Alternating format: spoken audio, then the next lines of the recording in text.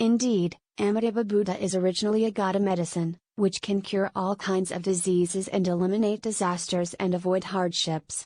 Let me talk about the inspiration of a person who devoutly recited Amitabha Buddha. The laywoman, Fengying Sun, 31, lives in Taichung.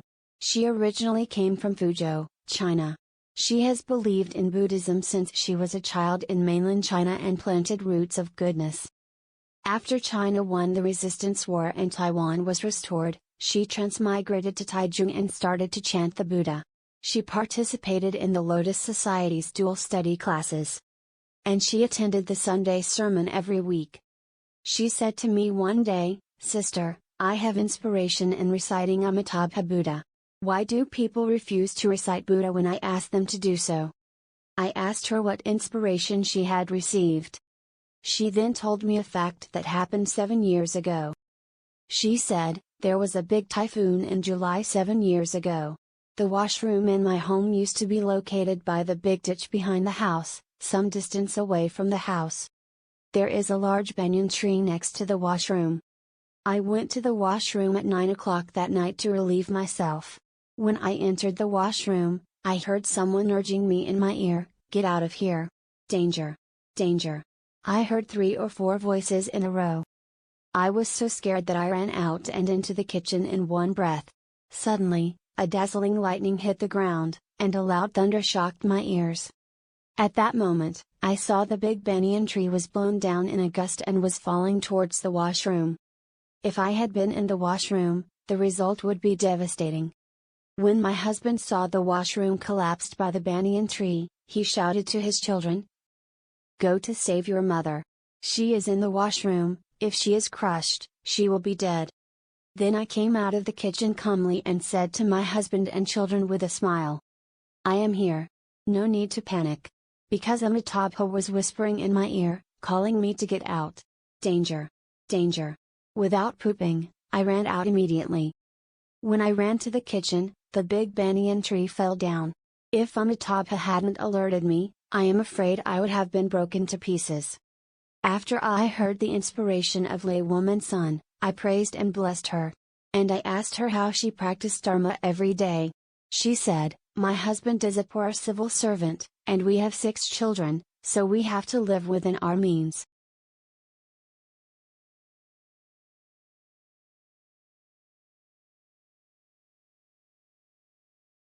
I'm lucky to practice this Dharma of mindfulness of Buddha, and I can do it without spending any money. Every morning and evening, I burn incense and bow to the Buddha 3 times. I chant the Buddha when I do laundry, I chant the Buddha when I cook, I chant the Buddha when I sweep the floor, and I'm always mindful of the Buddha. When I see my neighbors, I recommend them to chant the Buddha's names and listen to the sutra lectures. Unfortunately, they don't believe me, and some regard me as a muddlehead. So I see them talking nonsense all day long, gossiping about people's right and wrong, wasting their time, and I feel sorry for them. Then I reassured her. If you practice this way, your mind never leaves the Buddha, and the Buddha never leaves your mind, and eventually you will be liberated. You don't have the eloquence to convert sentient beings now but have the vow to be born in the bliss pure land. When you have perfect eloquence, you may come back to fulfill your wish and convert all sentient beings. One day, laywoman Sun told me, last summer, I was also blessed by the Buddha and was relieved of a disaster. Then she said, it happened last May, one night, around 2 a.m. While I was sleeping, something bit my wrist on the left arm.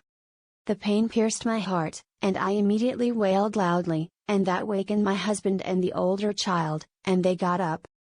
They turned on the light, and I saw a big bug crawling on my arm. The father and son hurried to catch the bug and nailed it to the wall.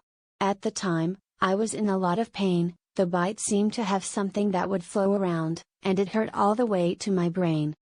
I felt my head swelling like a bucket, but I knew in my mind that if the pain reached my heart, I would die. At that time, my chest was so stuffed up that I couldn't breathe.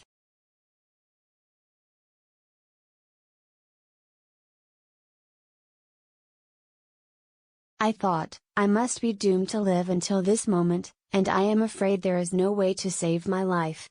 When I was bitten, I felt that my life was in danger, because the pain was so severe that I chanted Amitabha Buddha wholeheartedly and loudly. Even though the pain had spread to my brain and flown to my heart, I kept chanting with all my heart, hoping that the Buddha would come and take me away. At this point, I asked her, if the poison flowed to the heart, you can't live. But what kind of medicine or injection did you take to save your life? She replied, it's at midnight. Where could I see a doctor? Without getting an injection or taking medication, I single-mindedly devoted myself to being reborn in the West. I kept chanting the Buddha's name without interruption until I was not frightened and not afraid, and my mind was not attached to anything but the phrase of Amitabha Buddha. Back then, my body suddenly became relaxed. Not only did my head not hurt, but my heart wasn't stuffy either. Before dawn, I woke up and was rejuvenated a lot, but I was still very tired. The next day I rested in bed for a day, and was safe and sound.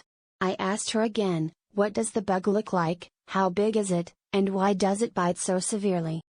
She said, it is still nailed to the wall, almost a foot long or so, with many, many feet. I asked her what color it was. She said dark red. I said, isn't that a centipede? You really have good roots. You know to be mindful of the Buddha in an emergency. Otherwise, the centipede bite is more poisonous than vipers and are usually fatal.